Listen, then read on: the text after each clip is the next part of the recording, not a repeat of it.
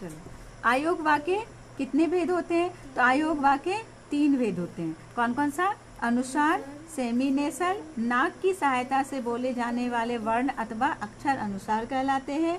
अनुस्वार जैसे अंग, पंच, चंद्र, गंगा इत्यादि।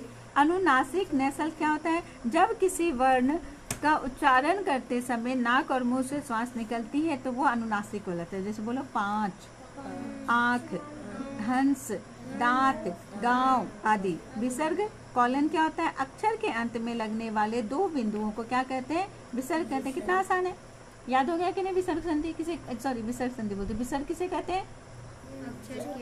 में 2 बिंदु लगने वाले बिंदुओं को विसर्ग कहते हैं, है ना। अक्षर के अंत में लगने वाले 2 बिंदुओं को विसर्ग कहते हैं। अतः, पुनः, छ, प्रायः।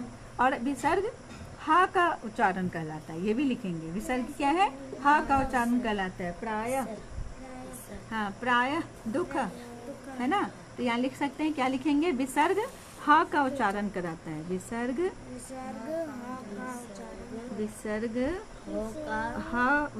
हा का उच्चारण होता है। हा का उच्चारण, दो दूसरी पेन दो। विसर्ग में हा का उच्चारण होता है। विसर्ग में हा का उच्चारण होता है। विसर्ग क्या है? हा का उच्चारण। चलो आगे देखो। हलन, हल चिन्ह क्या है? ठीक है, प्रत्येक व्यंजन में स्वर अ की ध्वनि होती है। अभी बताए थे, प्रत्येक व्यंजन में किसकी ध्वनि होती है? ह स्वर की ध्वनि होती है। अस्वर की ध्वनि होती है। कौन सी स्वर की ध्वनि होती है? अस्वर की ध्वनि होती है। परंतु जब बिना पाई वाले स्वर रहित व्यंजन लिखते हैं तो उस व्यंजन के नीचे एक छोटा सा चिन्ह लगा देते हैं, जिसे हम हलंत बोलते हैं। बोलेंगे?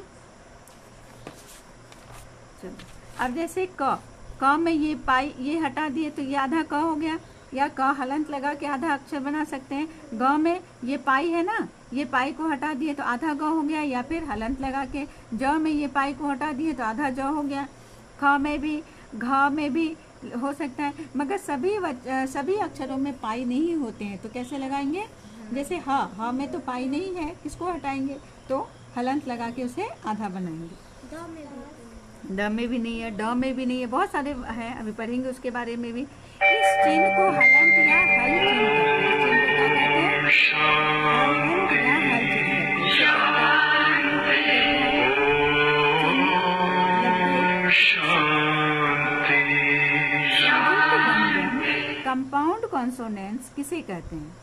जब 2 व्यंजनों के बीच कोई स्वर नहीं होता है तब उन्हें मिलाकर लिखते हैं। मिलाकर लिखे गए व्यंजन संयुक्त व्यंजन कहलाते हैं।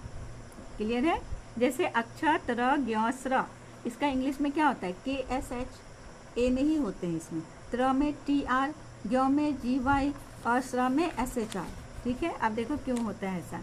आधा क और आधा स मिल के बनता है अक्षर, त और र मिल के बनता है, आधा ग और य मिल के बनता है, आधा स और र मिल के बनता है अक्षय, क्षत्रिय, छन, छात्र, पत्र, त्रिशूल, ज्ञान, ज्ञानी, श्रमिक, श्रम। अतिरिक्त व्यंजन किसे कहते हैं? बोलो। हिंदी वर्णमाला में बरी, र या ढ 2 और व्यंजन होते हैं जिन्हें अतिरिक्त व्यंजन कहते हैं। पढ़ना, चढ़ना, चढ़, पढ़, जड़, लड़ना, लड़की, लड़का, सड़क, बुढ़ापा इत्यादि। नुक्ता वर्ण से आप क्या समझते हैं? क, ख, ज और फ के नीचे नुक्ता बिंदु लगने से